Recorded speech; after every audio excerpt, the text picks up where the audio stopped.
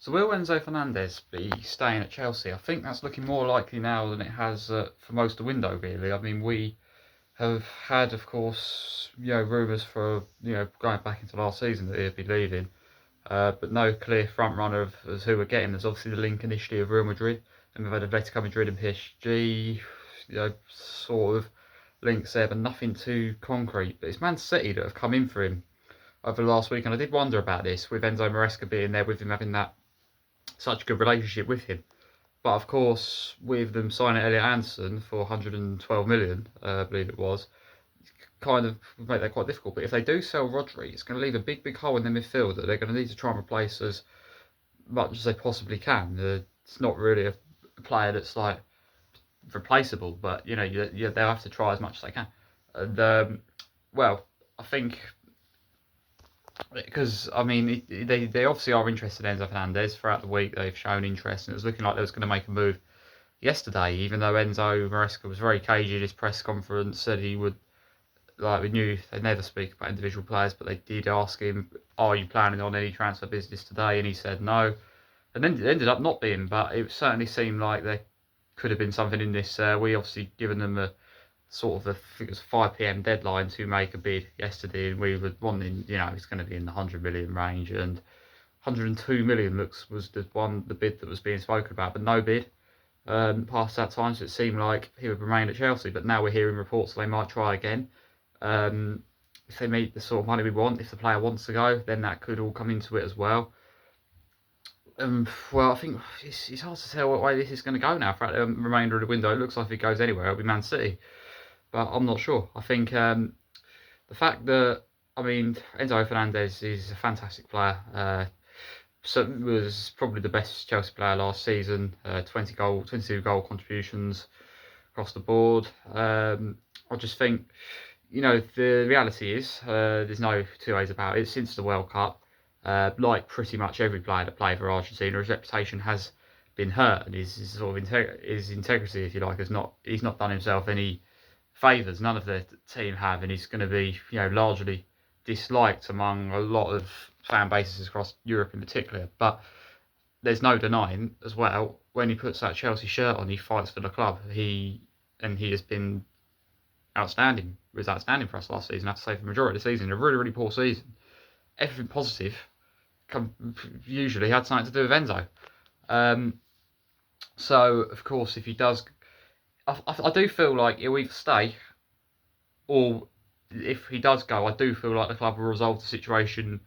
I think we'll be all right either way. I honestly do. I think if he goes, I think we get a large fee for that, and I think they do sign a replacement. I think they'll act quickly. I honestly believe the club will sign a replacement fairly quickly. I think whether that's Ruiz, whether that's I mean, there was talks about Lewis Skelly, Arsenal looking to sell him. There's talks, obviously Adam Wharton still available as well, was a potential option. Will maybe Liverpool or Man United, like there's talks about. But I think,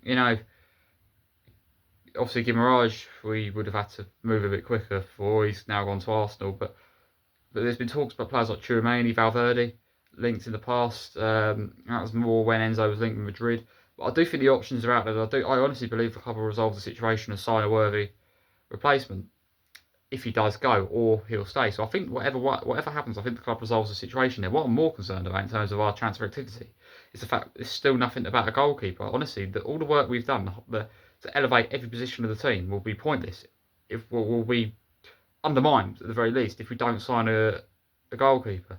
The matter of, Sanchez, at the end of the day, he's a good shot stopper at times, but he also drops shots he should be saving. He cannot catch a ball on crosses. He cannot. Distribution is some of the worst I've seen in the modern game, and in when you really have to have a goalkeeper that's good distribution now. The amount of times he gives the ball away, even just in the friendlies, recently kicking the ball to the opposition team. When he does the goal kicks, they hardly ever go to our players. And he's just given away so many goals over the last few seasons. How can we start another season with that risk again? But it looks like it's looking like that's going to happen. I mean, we don't know what's going on with Mike Penders. Could he be loaned out? I'm not sure. They've made Sherman loan number 3 ahead of Selena. So it could be one of two things. Will Sanchez go? Will Sanchez be made number 2 so a new comes in? Will Penders go out on loan as someone new comes in, like, I don't know, will it mean just, or will it mean just say as it is, Pender's number 2, Sanchez is number 1, obviously Jorgensen going out on loan to Strasbourg, and we've got multiple players going out on loan at the moment. They need to start getting control of the squad. There's still about 16 players apparently that's futures are uncertain. Stepaev on loan to Burnley is obviously a very good move for Burnley, but I don't know if we should have done that really. I think he could have played a part. We saw how well he took his goal the other week, and I think, yeah, it's still very early days. It's still only 17. You can see why they would maybe do this, but I don't know. I feel like he could have had a role to play as a squad player throughout the season. Mudryk, of course, wants a Premier League move if he does go on loan, but I don't think the player wants to go on loan, and I think he can be a good backup. If we're going to ease him back in, I think, we're going to have to. I think the best place for him would be at Chelsea, but if Coventry want him, we know obviously clubs in Italy interested as well, but he'll want the Premier League move. Yeah, like some of the loan moves will work out well. I think like Jesse Derry's loan. We've got quite a few players, like I say, on loan in foreign leagues. Kedri Pire's not sure he's got much future anyway, but Travanspor, he's gone to a loan, that was confirmed the other day. We still could. There is still the option of sending someone else on loan to Strasbourg. We're not at the max amount of players you can have on loan at one club yet. Then of course, a few other players going out loan. Carver McQueen to Portsmouth. I think that's a good move for him. I think Samuel Smith's on loan to Notts County again. I think some of these moves are decent, but so they do need to get a bit of control of this. I think we're sending they're looking to send a lot of players out on loan with just options to buy. It needs to be an obligation to buy really, because we're going to be in the same situation next year where players that are not in the plans, clearly going for players like Badiashile, for example, who we're about to touch on, will still be hanging around at the club, and if the options to buy aren't activated, Badiashile is going on loan to Napoli. 3 million on the loan we're getting, and they're taking on his wages. So it's a good move in that sense, but an option to buy 27 million.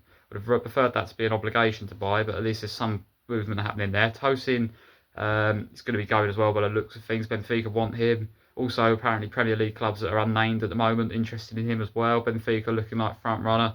The lap we have obviously, it sounds like we've offered to Como, but they're considering a move. 40 million we're hoping to get for him. Villa still want Jackson. That makes sense as well actually, because I think Unai Emery did. Might have been briefly, but I'm pretty sure they would have worked together at some point at Villarreal. And they've wanted him for a few seasons, it seems. And, well, of course, we play Real Sociedad this afternoon in the friendly. I'll do a reaction video to that tomorrow. It's going to be interesting to see if Enzo's in the squad. It'll be interesting to see what other players are in the squad and what we set up like in this game. It'll be interesting to see, this being our last game before the Premier League does start next weekend. We obviously kick off on a Monday night at home to Fulham. It'll be interesting to see what the squad is looking like today. But yeah, I do think there's going to be a lot of probably more outgoing. Well, there will be more outgoings now than players coming in. But I'm still hopeful we can sign a goalkeeper. Either way, they need to get this Enzo situation sorted out as well. Either he's staying or they've got to go and sign a replacement imminently. Well, we will. That's what I'm saying. I think there's just a lot of other players that have got uncertain futures as well. Players like Gusto, players like. Who else did you put in that bracket? There's loads just off the top of my head.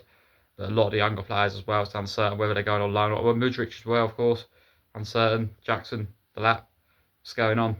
Hopefully they can start to resolve this soon, because you don't want too much of this hanging over you coming into the season. But we'll see. But the news for now is it's leaning towards Enzo staying. But the question is, there's still a couple of weeks left in this window. Will Man City try again? We'll find out soon, I suppose. But yeah, at the moment, Enzo remains a Chelsea player.